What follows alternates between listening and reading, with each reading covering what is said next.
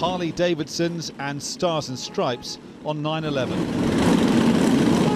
It doesn't get more patriotic, but among the bikers in Washington, nothing but contempt for their president. I think Russia's playing them. I don't think that, I think they're just playing them because he's so weak. Probably give Putin a Nobel Peace Prize for brokering the deal like that. It's pitiful, I think. I mean, we need to get back to being a strong nation. Russia's leader Vladimir Putin has continued to upstage Barack Obama with an unprecedented article in today's New York Times, warning a strike would increase violence and unleash a new wave of terrorism.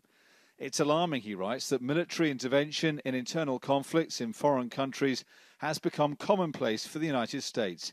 Is it in America's long-term interests, he asks. I doubt it. Millions around the world increasingly see America not as a model of democracy, but as relying solely on brute force. And in a direct riposte to Obama's rhetoric, he writes, we must stop using the language of force and return to the path of civilized, diplomatic and political settlement. Barack Obama is being portrayed here as marching to a rhythm played in Moscow. His enemies in Congress are having a field day. The president didn't get an answer, I guess, that he wanted from Congress, so he went over to see what Russia could do with the situation with Syria. Of course, Russia had said they had Syria's back. I think that that is not a foreign policy that is a sustainable foreign policy for the U.S. We're not naive about the and U.S. officials are having to justify this newfound willingness to give the Russians and their Syrian allies the benefit of the doubt. I mean, the Syrians have spent years amassing chemical weapons and millions of dollars. Is it not naive to think that they are prepared to hand them in just because of the threat of a few cruise missile strikes? Well, I think we've been pretty clear about the challenges we see with this and have not been naive about the difficulty.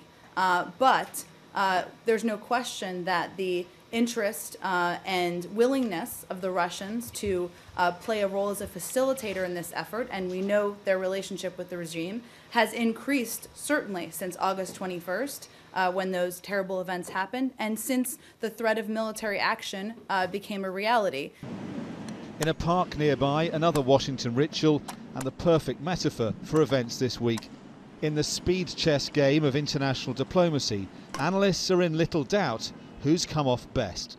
Look, I think that Putin is a very clever actor on the world stage. He's very Machiavellian, which means he's playing chess. He's thinking 3 moves ahead.